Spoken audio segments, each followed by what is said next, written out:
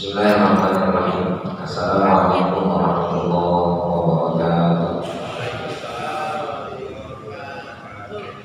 Alhamdulillah wassalatu wassalamu ala sayyidina Rasulillah Muhammad bin Abdillah wa ala alihi wa ashabihi wa man tabi'ahum wa wala. Amma ba'd. Faqad qala ta'ala Rabbi shrah li sadri wa yassir li amri wahlul 'uqdatam min lisani yafqahu qawli. Bapak-bapak jemaah sekalian yang dimuliakan Allah Subhanahu wa taala. Alhamdulillah di hari ke-25 bulan suci Ramadan ini Allah masih memberikan kita kesehatan, kekuatan dan kesempatan untuk dapat melaksanakan kewajiban kita sebagai makhluknya, sebagai ciptaannya, sebagai hambanya. Mudah-mudahan apa yang kita laksanakan ini Allah terima dan Allah jadikan kita hamba-hambanya yang bertakwa, yang selalu mendapatkan ridho serta yang darinya. Amin ya rabbal alamin. Tidak lupa salawat serta salam kita kepada Nabi kita tercinta Nabi besar Muhammad sallallahu alaihi wasallam beserta para keluarga, para sahabat dan pengikutnya hingga akhir zaman. Melanjutkan kajian kita yang kemarin. Bismillahirrahmanirrahim. Qala musannifuna dan kita rahimahullah ta'ala wa nafa'ana bihi fi ulumihi fi dharaini amin. Qala Junaid rahimahullah, Imam Junaid semoga Allah merahmati beliau berkata, kata beliau, ma wasala ahadun illa ilallahi illa billah. Tidak akan sampai seorang pun kepada Allah kecuali dengan Allah. Wasabilu ilal usul, dan jalan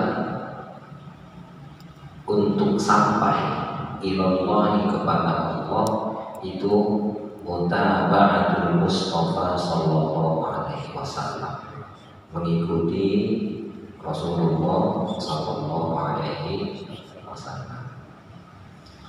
Pendek ya, tapi dalam. Yang pertama istilah usul, yaitu mereka orang-orang sufi punya beberapa istilah.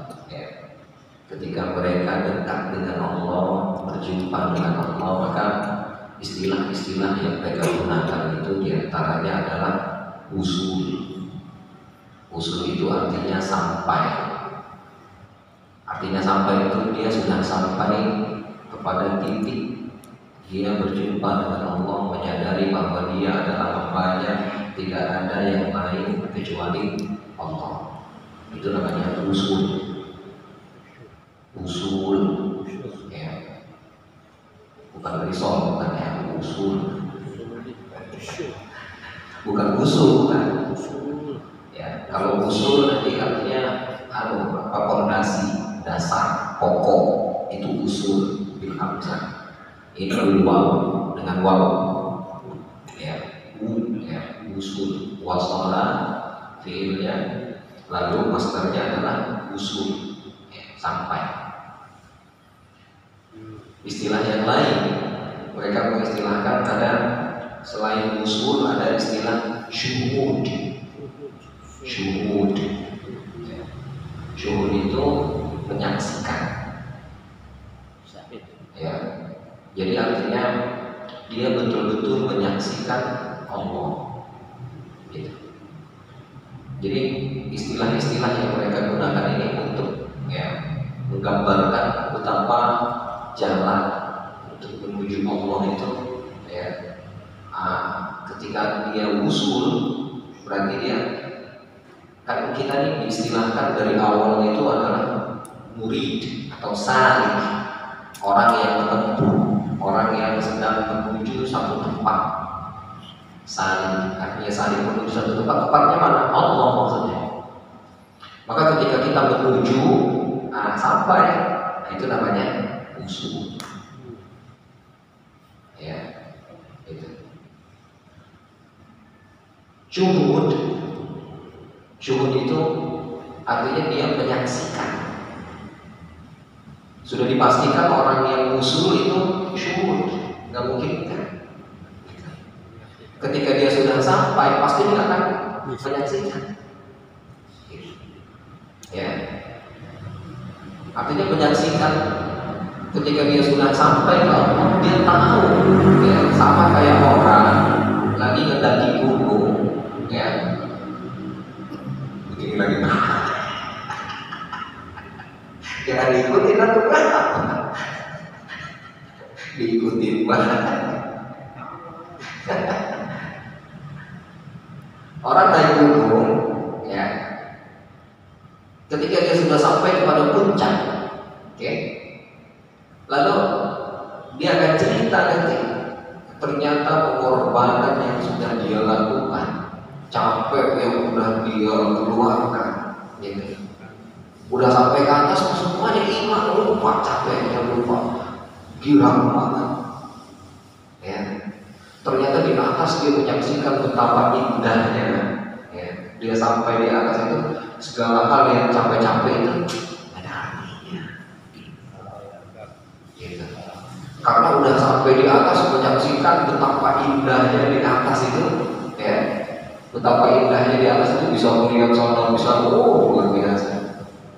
Sambil apa yang sudah dia kerjakan, apa yang sudah dia lakukan itu meskipun capek, meskipun apa udah hilang capeknya, gitu. Itu syukur. Jadi ketika nanti dia mau naik lagi, udah tahu di atas enak, udah nggak pernah capek, udah, gitu. Ya, kagak diajakin dia berjalan deh. Kenapa? Karena sudah syukur. Nah, gitu. Ya. Jadi artinya ketika dia di bawah sekali sudah syukur, di atas itu enak. Gitu. Oh, baik. Gitu. Inilah nanti yang dimaksud oleh mereka, ya. Sukutut takrif. Ya. Sukutut takrif itu artinya sudah terputus, sudah terbebas dari beban. Udah gak punya beban, udah. Jadi ketika ibadah itu bukan beban. Kenapa? Karena dia sudah syukur, udah. Justru itu jalannya, kudu ke sono. Kalau nggak ke sono nggak sampai. Gitu. Artinya ini,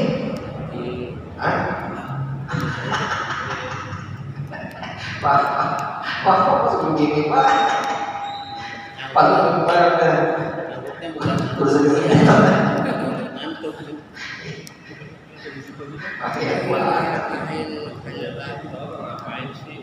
Pak, iya, kalau orang yang belum tahu, ya, belum tahu indahnya ke puncak itu, ya, ke, nah iya, nah itu,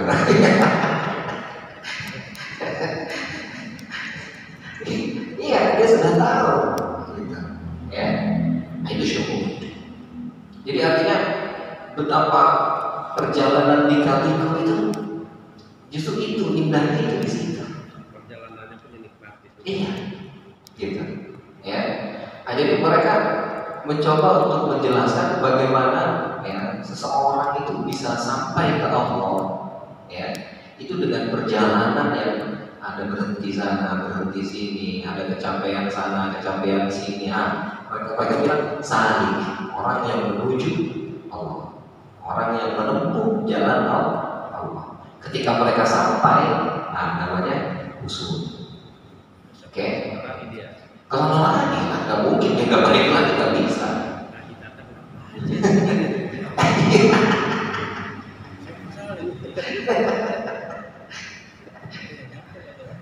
Nah maka ketika dibilang oleh Imam Junaid, ya, ma wasala ahadun ilallahi illa billah, ya, Seseorang itu nggak akan sampai ke Allah kecuali dengan Allah. Ya, kita ini ya adalah makhluk yang diciptakan oleh Allah, yang kemarin kita sampaikan bahwa manusia itu adalah zillullah. Manusia adalah bayang-bayang Allah. Oke. Maka bayang-bayang ini adalah merupakan apa? Sesuatu yang nggak ada apa-apanya. Kalau dia nggak di situ, maka bayang-bayangnya nggak ada. Kalau dia pindah, maka bayang-bayang yang tadi di situ hilang. Nggak bisa bayang-bayang yang diam aja di situ. Nggak kayak film kartun. Kalau film kartun kan bayang-bayang bisa nah itu kalau film kartun begitu ini nggak ada. Dalam kehidupan nyata kita nggak bisa. Bayang-bayang itu lepas dari aslinya. Gitu. Nah, artinya seseorang ini ketika diciptakan oleh Allah ke muka bumi itu, maka terjadilah cobaan, rintangan untuk kembali kepada Allah itu. Segala hal yang dia lakukan, segala hal yang dia kerjakan, gitu. Ya, dia melihat bahwa seolah-olah hasil usaha dia, hasil kerja dia. Iya. Ayo, kata Al-Quran, man yang faman ihtada fa innama yahtadi li nafsi. Ya iyalah, ya makanya itu tadi dibilang. Jadi faman ihtada fa innama yahtadi li nafsi. Siapa orang yang pengen petunjuk, sesungguhnya dia nyari petunjuk untuk dirinya sendiri. Itu kan kembali kepada bahwa usaha itu seolah-olah dari dia. Ayo, kalau mau sukses, kudu rajin. Kalau mau sukses di mana-mana, kudu benar. Seolah-olah ada usaha dia, gua kudu rajin, gua kudu benar. Padahal, kepengen rajin itu sebetulnya merupakan sesuatu yang sudah Allah kasih Tuhan. Sehingga ketika Allah sudah kasih ada keinginan, maka keinginan itulah nanti akan mendorong dia untuk berupaya. Itu yang dibilang oleh mereka dengan istilah isti'dad, persiapan. Yang kemarin saya bilang diibaratkan lampu yang wattnya berapa, maka dipersiapkan dulu wattnya sebelum dicolok listrik itu. Kemampuannya berapa ini akan terangnya. Jangan sampai ketika dicolok ternyata alirannya terlalu besar, lampunya nggak kuat, pecah. Gitu. Atau sebaliknya, alirannya terlalu rendah, ini terlalu besar, aduh, nggak kuat. Gitu. Jadi akhirnya tadi dibilang, memang dari awal kita bilang usaha kita salah. Ayo, mumpung Ramadan ini sekarang sudah akhir, ya, perbanyak sholawat, paling minim 1 hari 1000 untuk diri kita seorang kita. Tapi ternyata keinginan untuk melakukan itu datangnya dari mana? Ketika itu datang, belum direspon, responnya dari mana lagi? Ketika kita merespon itu, nanti akhirnya dikasih tahu dulu, seolah-olah kita dikasih gambaran dulu. Coba kalau ada kebaikan, kamu merespon kebaikan, nah itu berarti kamu min ahlil khair, termasuk orang yang baik. Tapi kalau ada keburukan, terus kamu langsung respon, nah harus coba perhatikan, kamu yang mana bagian kamu? Seolah-olah kita dihadapkan kepada pilihan itu. Padahal itu salah satu cara istiqdat yang Allah kasih ke kita.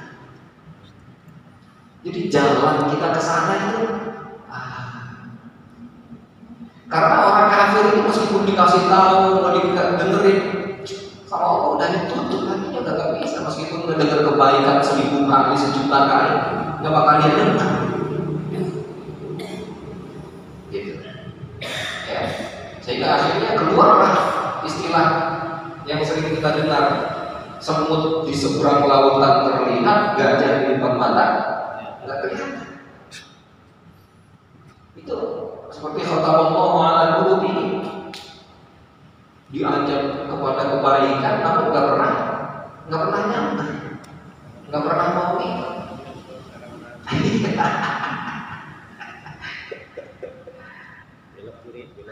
Nah itu seolah-olah ketika kita mendapatkan seolah-olah ilham itu, sekarang mumpung nih udah tinggal 5 hari lagi, ya kita nggak tahu Lailatul Qadar udah lewat apa belum.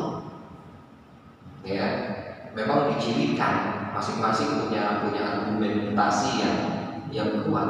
Tapi yakinlah, meskipun mereka sudah tahu misalnya Ramadan atau Lailatul Qadar udah kemarin 23 misalnya, atau 25 semalam, atau kemarin 21 gitu, tetap aja di 26, 27, 28 belakang nggak mungkin ya udahlah Lailatul Qadar udah lewat. Nggak ada istilah kita.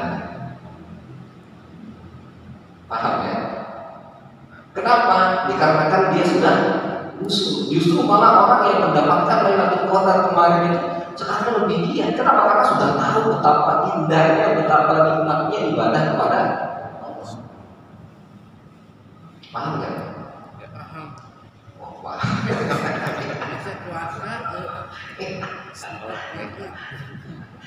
Jadi nggak ada istilah Lailatul Qadar udah lewat kemarin, udah nggak ada kan? Ya.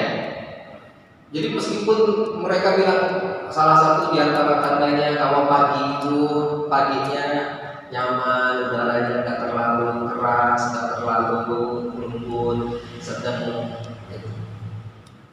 Nanti ada cahaya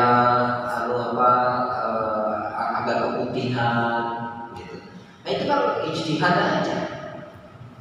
Itu kan hasil perasaan yang dimiliki oleh para ulama ketika membaca hadis, lalu dia ini maksudnya. Ya, itu bukan satu keharusan, itu ijtihad. Tapi yakinlah bahwa mereka yang sudah mendapatkan Lailatul Qadar meskipun misalnya sudah lewat, bukan berarti setelah Lailatul Qadar itu sisanya santai aja, udah lewat. Aku udah dapat. Giliran lo. Iya. Belum dapat yang begitu mah ya. Belum dapat yang begitu. Lagi belum dapat yang begitu apa namanya? Baik gak itu yang dapat. Iya, justru orang yang dalam ibadah ketika ibadahnya diterima itu bukan berarti harusnya ketika dia sudah ibadah diterima terusnya selesai ibadahnya, bukan? Enggak. Tambah baik.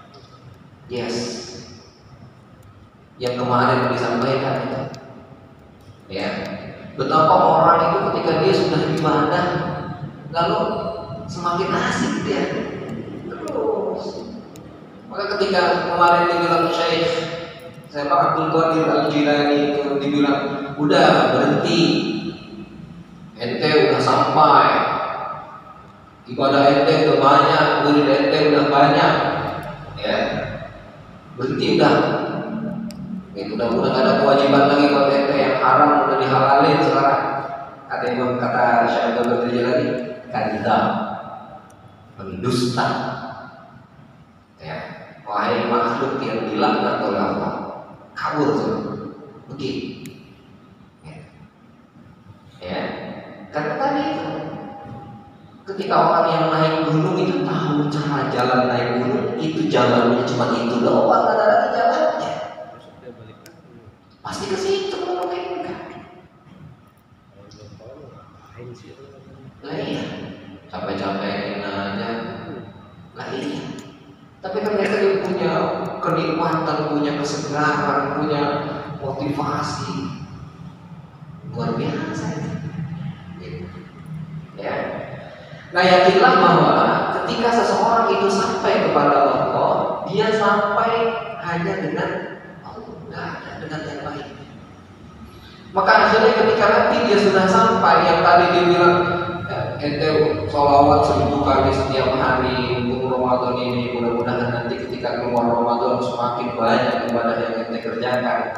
Ketika dia sampai, dia akan sadar betul bahwa ternyata semuanya itu datangnya dari Allah. Gak ada yang tahu. Ya. Mungkin ini juga rahasia ketika Allah sampaikan, ana aqrabu ilaikum min hablil warid. Saya dekat dengan kalian lebih dekat daripada urat nadi kita. Ya. Jadi urat nadi kita dengan kita itu Allah lebih dekat dengan kita ketimbang urat nadi kita. Artinya Allah selalu bersama kita dimanapun kita berada. Dan bahkan di ayat lain Allah bilang, wa rabbuka yakhluqu ma yasha'u wa yakhtar. Tuhanmu itu yang telah menciptakan dan telah memilihkan. Jadi nggak ada yang nggak diciptain oleh Allah, nggak ada yang nggak dipilihin oleh Allah.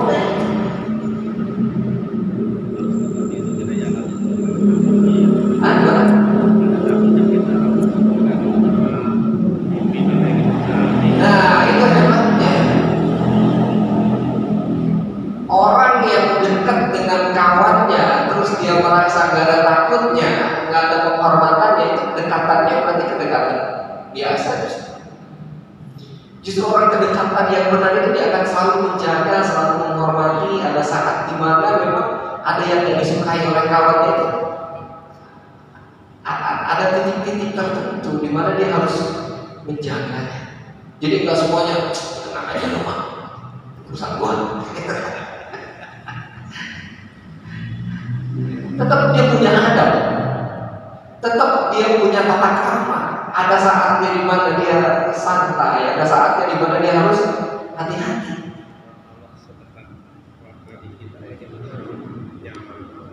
Lah harusnya begitu. Semuanya udah ada yang ngatur, semuanya udah ada yang. Ketika kita meyakini bahwa Allah itu Rabbul Alamin, Allah tadi yakhluqu ma yasha'u wa yakhtar, ngapain pusing? Semua udah diatur oleh Allah. Lagi ya kayak kita sudah dijamin sekarang, kita kalau nggak aman nggak apa-apa. Lah kita nyantai aja.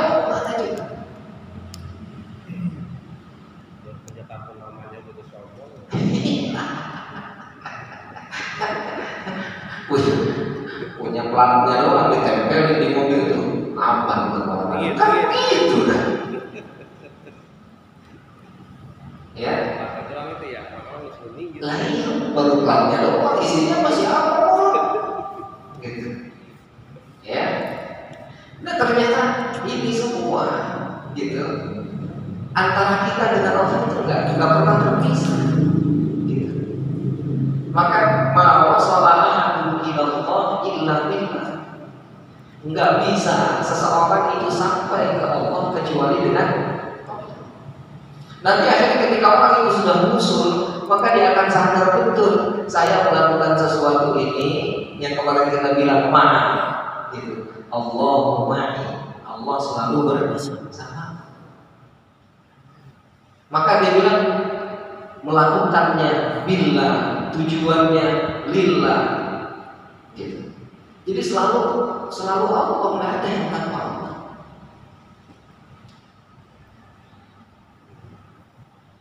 Oke? Maka guru yang benar, mursyid yang bagus, mursyid yang keren, mursyid yang sebenar-benarnya mursyid, dia cuma tunjukin jalan doang. Ketika nanti sudah sampai, itu udah urusan ente dengan Tuhan ente, saya nggak ada urusan. Kita kan punya antar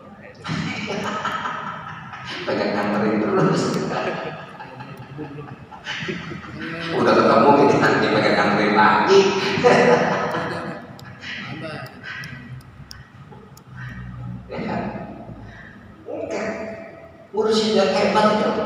Dia nanti ketika kita sampai kepada satu titik sulitnya, udah ini urusannya dengan Tuhan. Bahkan nanti ketika mursyidnya tahu ternyata muridnya itu lebih hebat, lebih keren, gantian mursyidnya yang belajar ke muridnya. Tidak ada masalah, itu banyak terjadi. Ya, jadi kenapa? Dikarenakan dia sadar Allah yang kasih semuanya, bahan-bahan ini semua Allah udah nggak ada yang tahu. Kata gurunya, itu dia guru gue yang kenalin.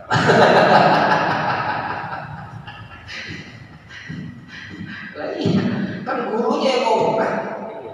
Boleh rumah itu.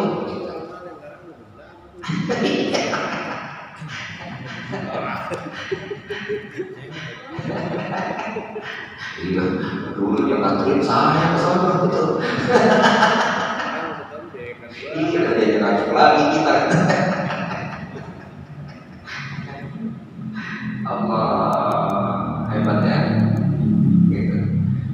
Jadi mereka itu ketika kita sudah sampai kepada titik tertentu, udah ini urusan itu dengan Tuhan yang saya katakan.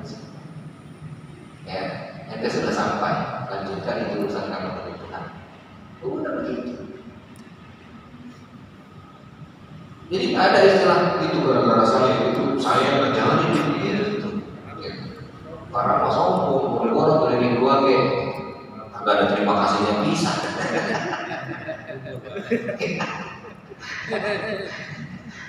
Enggak ada istilah begitu.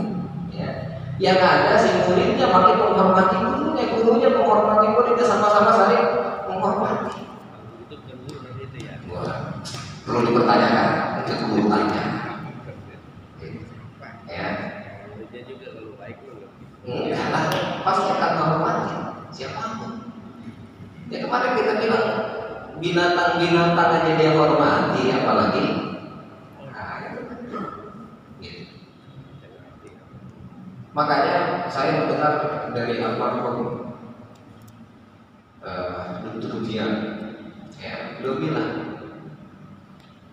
guru yang hebat ya adalah guru yang mencium kaki muridnya. Murid yang hebat adalah murid yang mencium tangan gurunya, lalu guru yang hebat adalah guru yang mencium kaki muridnya. Coba itu.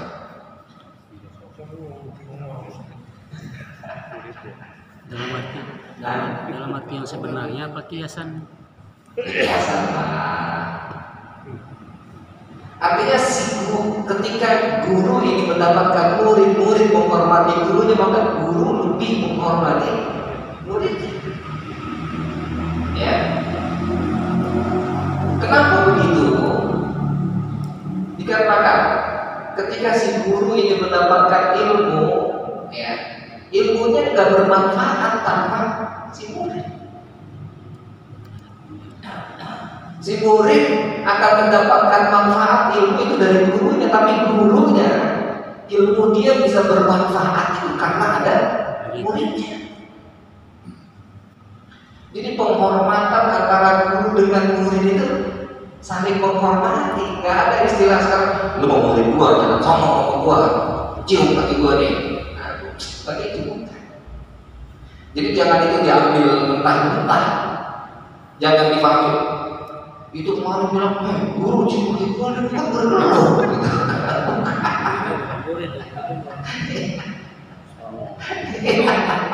Somong.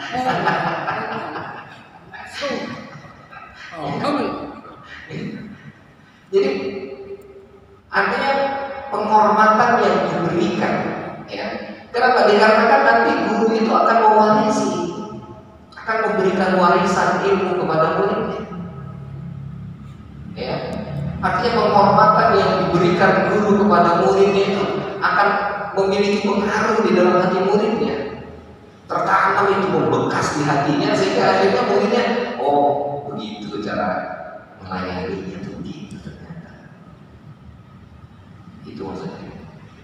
Jadi bukan diambil mentah-mentah kata-kata itu, ya, kayak begitu adanya, gitu. Dan bukan dalam arti tangan bulan baru bukan, jangan salah paham juga. Balik kita jemaahnya. Gitu. 1000 balik.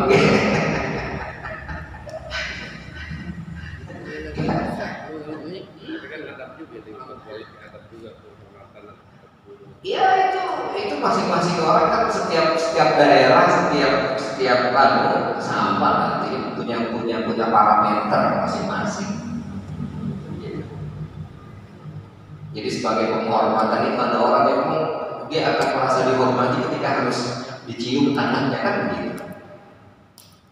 Ada orang yang memang dia tanpa mencium tangan pun yang penting dia tunjukkan rasa penghormatan itu sudah cukup kan. Gitu. Jadi masing-masing punya tradisi dan itu jangan merusak karena harus begini harus begitu. Lainnya gitu. Jadi itu bukan satu keharusan, gitu. Ya. Setiap orang yang melakukan itu punya alasan dan punya argumen masing-masing. Tapi yang terpenting tadi frame-nya itu. Artinya ketika guru itu dihargai, maka guru harus lebih menghargai. Ya. Ketika murid menghormati, maka guru harus menunjukkan penghormatan yang lebih kepada muridnya, sehingga akhirnya muridnya pun merasa diperhatikan, merasa di itu maksudnya. Jadi ada take and give gitu. Ya, karena tadi saling mewarisi.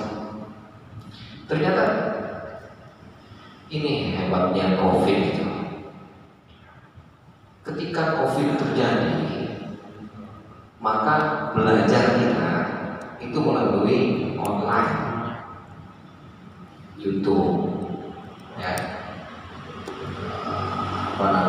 Zoom, Google Meet. Gitu.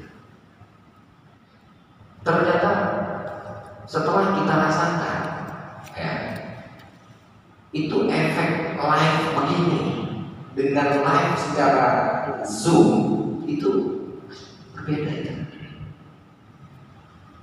Ya. Ternyata kontak batin antara guru dengan murid itu terjadi ketika sama-sama ketemu duduk bareng, ada kontak mata, ada kontak tangan, ada respon antara guru dengan murid. Itu yang bikin hebat. Ternyata ketika online itu ilmunya didapat ya, tapi bisa jadi adabnya nggak ada. Mau nggak mau ketika dia ngaji di sini nggak mungkin dia ngaji itu sambil gitu kan. Makin ngantuk tuh itu paling nggak itu salah satunya paling nggak gitu ya. Dan belum lagi ada kontak ya.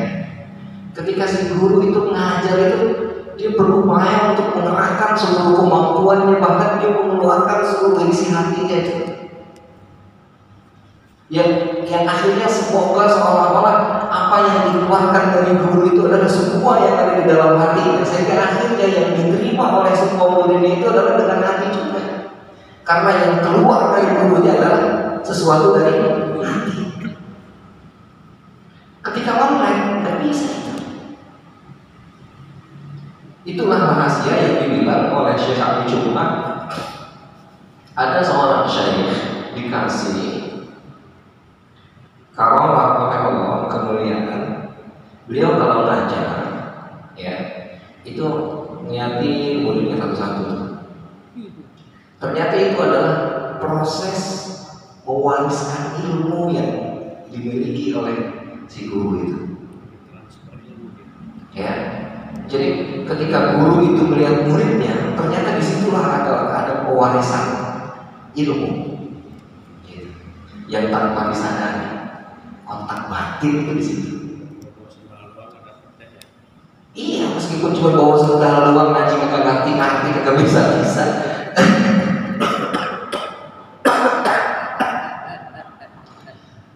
Tapi ternyata dengan kontak itu dia dilihat sama gurunya itu sudah satu keistimewaan. Allah beri. Kalau jadi kiai juga nih. Lah iya. Gitu. Ya. Jadi ini juga rahasia kenapa kalau ngaji itu pengen di depan.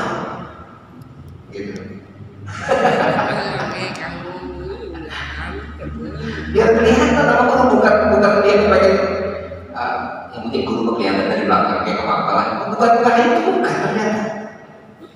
Biar dia dilihat oleh gurunya. Kenapa? Ternyata di situ ada proses transfer. Disitulah dibilang selalu bahasa Al-Quran itu wa selalu diwarisi. Kita selama ini seolah-olah kita belajar seolah-olah kita. Padahal ternyata kita belajar itu, kita bisa itu karena warisan yang dikasih dari guru kita dari Allah melalui guru kita.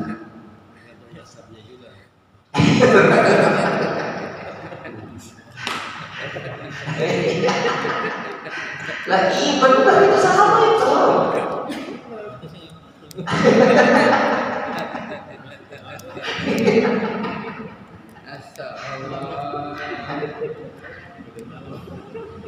Coba lihat. Mungkin ini ketika beliau ngajar dengan muridnya khusus dia ngajar tentang bagaimana Allah turun, bagaimana Allah bisa menyatu, bagaimana Allah itu betul-betul memperhatikan kita semua, pembahasan betul-betul dalam. Tapi ketika ada orang lain datang, ikut kedengar ya, berubah langsung pembahasannya. Kalau bukan mewarisi apa namanya itu? Enggak semua dikasih. Nah itu maksud bukan nasabnya itu maksudnya bukan nasabnya. Ya. Jadi ketika ada orang lain yang bukan bagian dari dia itu nggak keluar itu. Pembahasannya langsung berubah. Dari yang membahas tentang fa'il dengan maf'ul misalnya. Ya, fa'ilnya itu antara fa'il dengan maf'ul itu adalah Allah. Yang melakukan, yang dikerjakan itu semua Allah. Tapi ketika ada orang lain masuk, fa'il itu marfu, fa'il itu dibaca rofa. Beda pembahasannya berubah. Muridnya nggak ngerti. Oh, ya. Lain bahasa ini.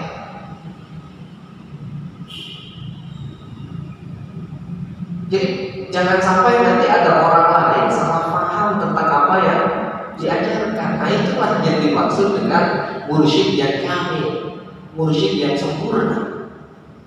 Dia mampu menjangkau apa yang sudah muridnya sampai itu. Oh saya ajarkan ini, ngerti udah.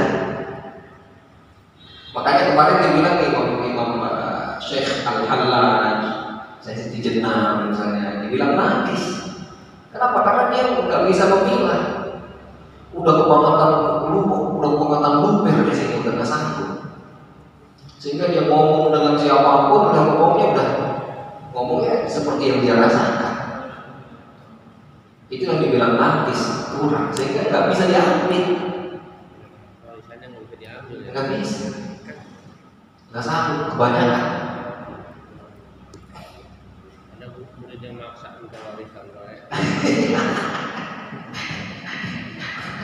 Wah, iya, maksa gue minta warisan. Tahu-tahu malah salah paham. Gila. Lah iya benar itu terjadi. Iya. Jadi makanya proses itu tadi ya COVID itu benar-benar memberikan efek. Ternyata kita bertemu begini lebih dekat, gitu. Jadi bukan online itu yang penting tersampaikan lah, bukan hanya itu. Gitu. Iya, banyak pelajaran. Makanya dia bilang nggak ada yang enggak Allah. Iya, nggak ada apa. Obat mah panen. Begitu kau obat mah bukan musibah panen. Tukang obat panen. Masker yang bisa 2.000 itu 10.000. Saya gue ini. 13.000 jadi 300.000. Tuh, ya nggak ada yang tahu nggak ada. Maka mukmin itu, makanya orang sufi saya pernah sampaikan kalau nggak salah, orang sufi itu bilang ketika terjadi musibah dia nggak berani katakan itu azab, nggak tega gitu.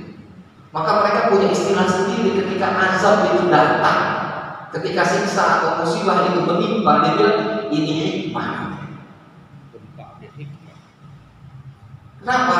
Sudah pasti ketika terjadi sesuatu yang gak enak akan ada manfaatnya, akan ada sesuatu yang bisa diambil manfaat.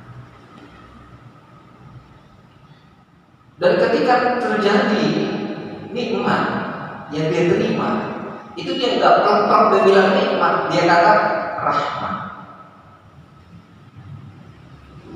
kasih sayang. Antara rahmat dengan hikmah itu nggak ada yang buruk, semuanya adalah kebaikan. Jadi betul-betul Allah itu sempurna, Allah itu namanya Al-Haq. Al-Haq itu yang maha benar, tidak punya salah pisan, bikin kan? Penyayang yang benar-benar sayang ya. Benar.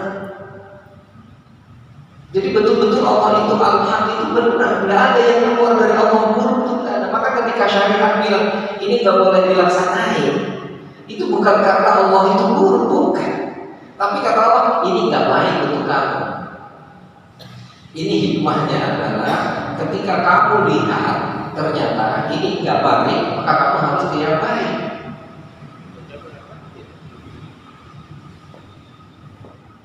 Gitu.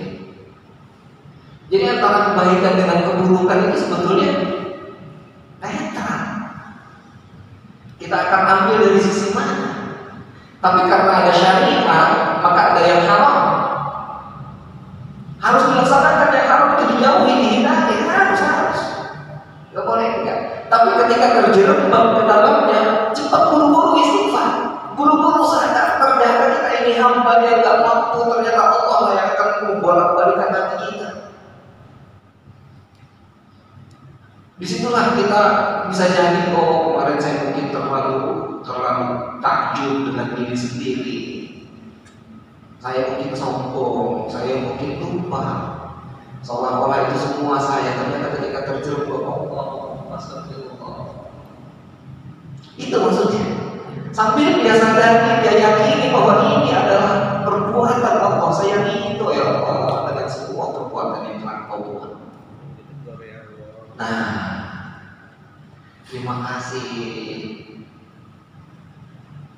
Maka ketika tertimpa musibah itu bukan ngomel-ngomel, bukan. Sakit gigi, alhamdulillah ini sakit gigi. Lagi ya, kasih pegel, alhamdulillah pegel. Lah iya, bisa panggil pemimpin berarti orang itu kan. Nah iya. Itu luar biasa itu Allah. Maka nggak ada yang kenapa? Karena tadi sudah usul, sudah syuhud, sudah yakin semuanya adalah Allah. Dan yang gak kalah pentingnya, jalan yang Allah buat untuk sampai ke Allah itu, meskipun kita dengan Allah tadi nggak ada yang lain, bahkan Rasulullah nggak ada yang campur tangan di situ, cuma Allah buat aturannya, kita sampai ke sana, jalan menuju ke sananya itu cuma satu, melalui Rasulullah. Paham kan? Jadi kita itu ketika ingin sampai ke Allah itu bersama dengan Allah. Maka kata Allah, kalau kamu mau sampai ke aku, jalannya cuma lewat Rasulullah. Maka kita sampai kepada Rasulullah sekalipun Allah yang sudah antarkan kita ke sana. Itu maksudnya. Semua Allah. Maka ketika kita sholawat kepada Rasulullah itu nggak pernah salah, nggak bakal kita salah paham, nggak bakal kita akhirnya sampai Rasulullah Tuhan, Allah bukan Tuhan, tidak ada seperti itu. Jadi ketika sudah sampai ke jalan sadar ternyata kesini itu bakal nyampein kita ke Allah. Kalau nggak kemari nggak akan sampai ke Allah. Agak bisa. Gak ada jalan lain, jalan cuma itu. Iya.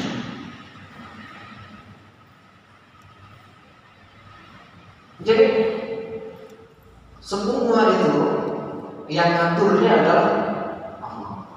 Cuma Allah buat aturan, kamu akan sampai ke aku itu melalui Rasulullah.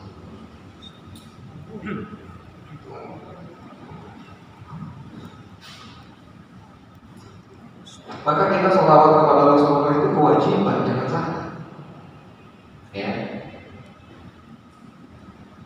Rukun sholat itu sholawat salah satunya. Ketika kita tasyahud itu, ya mau awal mau akhir, rukunnya itu Allahumma sholli ala sayyidina Muhammad. Udah itu paling minim itu.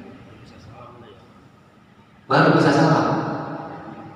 Kalau belum ke situ, nggak sah salatnya. Jadi pas tasyahud gitu, ya langsung asyhadu an la ilaha illallah assalamualaikum warahmatullahi wabarakatuh. Nggak sah salatnya. Jadi harus minim sampai ke Allahumma sholli ala sayyidina Muhammad. Baru assalamualaikum warahmatullahi wabarakatuh. Belum ke situ belum sah salat. Kenapa? Karena sholawat merupakan rukun. Kalau sholawat merupakan rukun itu satu keharusan yang nggak bisa ditinggal dan nggak bisa digantikan dengan yang lain. Kudu yang itu rukun itu nggak bisa. Kudu itu. Ya, kalau bukan itu kudu balik lagi pakai yang itu. Itu rukun maksudnya. Ya, kita sholat baru 2 rakaat, assalamualaikum warahmatullahi wabarakatuh, belum ngomong. Kalau belum ngomong kita ingat satu dalam hati kan, berdiri lagi rukun. Kalau ragu, diri lagi satu lagi, meskipun ragu. Oke, kata kita kurang satu berdiri sebelum ngomong. Tapi kalau nggak assalamualaikum warahmatullahi wabarakatuh, assalamualaikum warahmatullahi wabarakatuh, kurang satu ya, gitu ngomong kan? Nggak sah sholatnya. Ulang, belum sempurna. Paham tak? Berarti masih dalam kondisi sebelum salam, kalau ingat tambah lagi satu. Jadi kalau sudah salam terus ingat langsung berdiri, boleh masih sah. Tapi kalau sudah salam terus ngomong, batal, ulangi.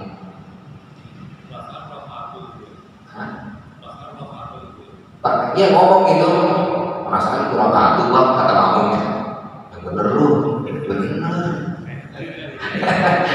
Nggak bisa. Ayo apa yang satu lagi nggak bisa. Ulang berarti. Dari awal. Karena sholat yang tadi udah dihitungnya nggak sempurna. Karena ada rukun yang kurang. Gitu. Salah untuk.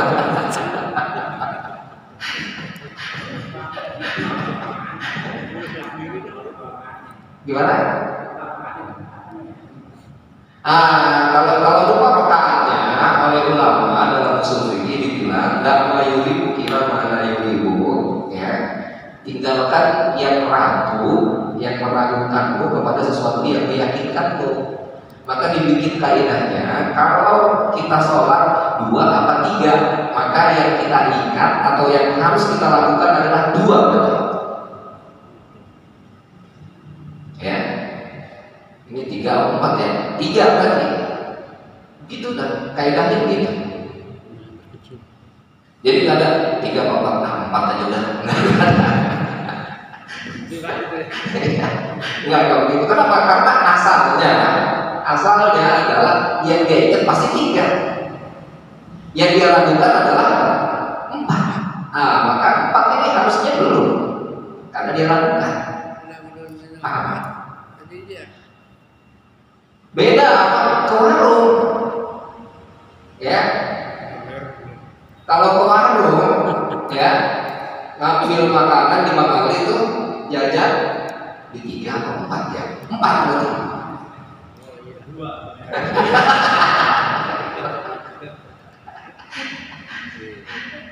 Paham ya? Nyaman itu, nyaman ya.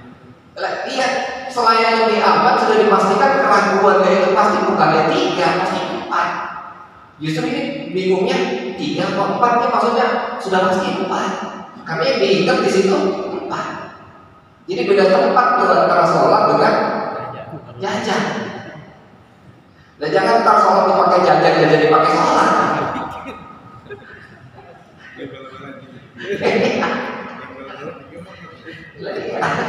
Iya. Jadi kalau makan bala-bala 3 atau 4, 5 nggak apa-apa dibayar dulu, ya. Tapi kalau sholat jangan 3 atau 4, udah 4 aja deh. 3. Ini 1 atau 2 ya? 1. Gitu. Ya. Nah itu ada pembahasan di usul fikih. Ya. Oke, jadi pada dasarnya kembali ya, sholawat itu adalah rukun sholat yang nggak bisa digantikan dengan apapun. Harus dulu itu. Ya.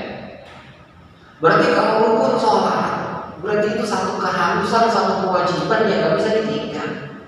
Nah maka setiap orang yang ngaku muslim itu wajib sholawat. Jadi muslim dari mana ya kalau salawat ya? Hah? Dapat muslim dari mana kalau nggak salawat ya? Dapat muslimnya.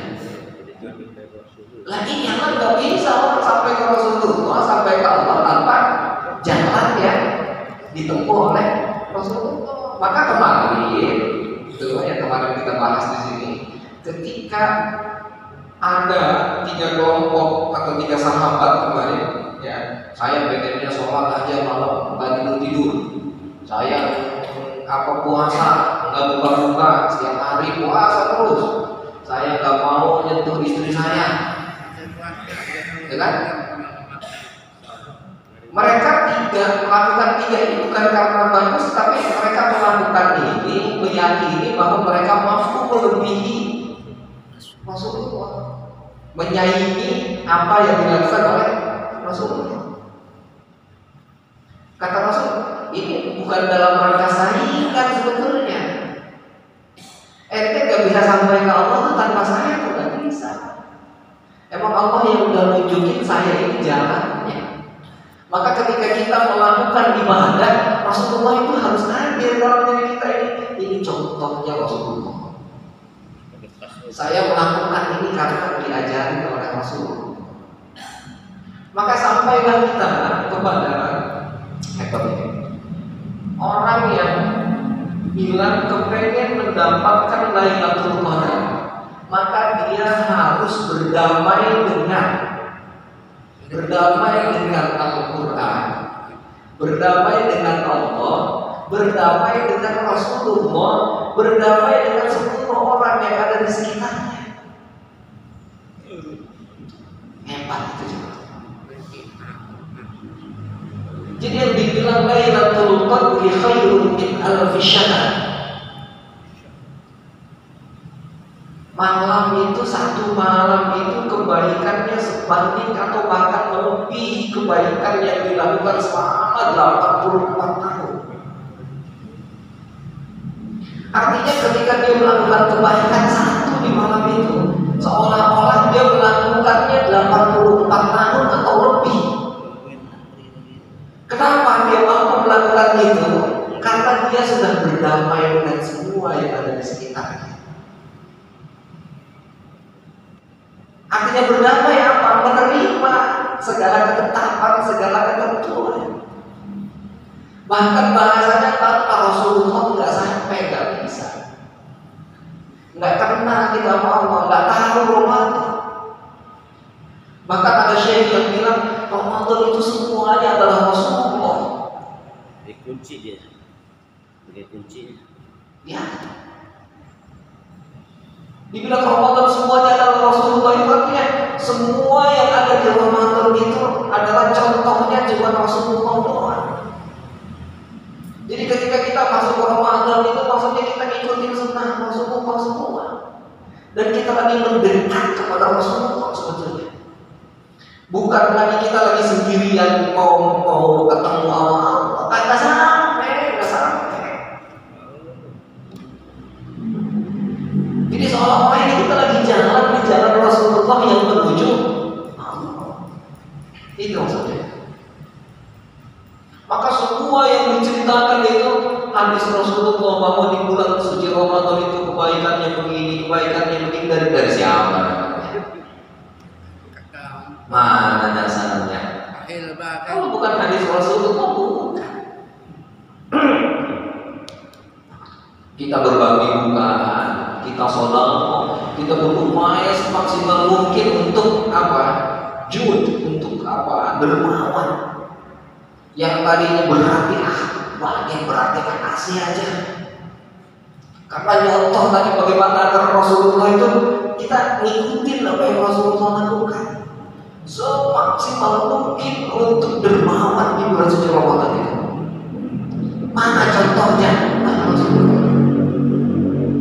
Udah kita nggak punya bantah, punya tetangga. Bisa aja jadi naik, harus jadi naik. Bisa aja berbagi satu kurma itu dibagi dua, saya mau kasih separuh itu. Siapa yang udah ngajarin kayak gitu? Ya, jadi di dalam Ramadan itu adalah semuanya Rasulullah. Gitu. Maka akhirnya Rasulullah yang kita jadikan sebagai panutan kita, sebagai orang yang menjadi petunjuk jalan. Bahkan beliau merupakan rahmat, ya, kasih sayang dari Allah ke kita, makhluknya. Kita ngikutin emang itu jalan, dan sudah pasti jalannya benar, nggak mungkin salah. Maka kemarin tadi sudah dibentuk, ada istilah tarik itu begitu. Jadi orang nggak akan pernah tersesat ketika dia berpedoman, ketika dia berpegangan kepada Rasulullah Muhammad SAW. Sudah pasti selamat. Ya, makanya diupayakan semaksimal mungkin nih di akhir Ramadan. Kalau sehari 1000, tinggal 5 hari akan 5.000 kita selawat. Ya jangan hitung juga baru 500, enggak, maksudnya syukur bisa dihitung. Kalaupun enggak, takarannya berarti berapa jam saya harus bersolawat. 5 menit 100 misalnya, berarti 50 menit 1000 kan gitu. Nah iya, kalau kita nggak bisa duduk terus 1000, di sholat duduk 5 menit contoh misalnya.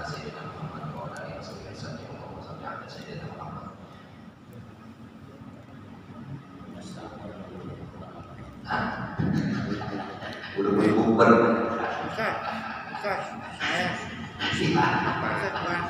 Oke, siap, laksanakan. Bagus. Oke, jadi itu ya. Jadi bukan nominalnya, bukan, tapi lebih kepada aplikasi. Upayakan semaksimal mungkin, paling minim 5 menit berarti. Kalau misalnya tadi habis sholat 5 waktu 5 menit sholawatan, ya, paling kan 25 tuh. Kalau tadi 50.000, berarti kalau 25, ayam 500 kan. Ya, sebelum lagi tambahin sambil jalan, lihat jam 2 kan, sholawatan sampai 5 menit lagi. Ya. Ini tuh maksudnya adalah tadi untuk menghidupkan, membuka takdir agar kita ikut kepada jalan yang ditempuh oleh Rasulullah. Ya, mudah-mudahan kita dikasih petunjuk oleh Allah untuk menuju jalan itu dan selalu berada di jalan itu. Amin ya rabbal alamin. Alhamdulillah wa a'lam bishawab.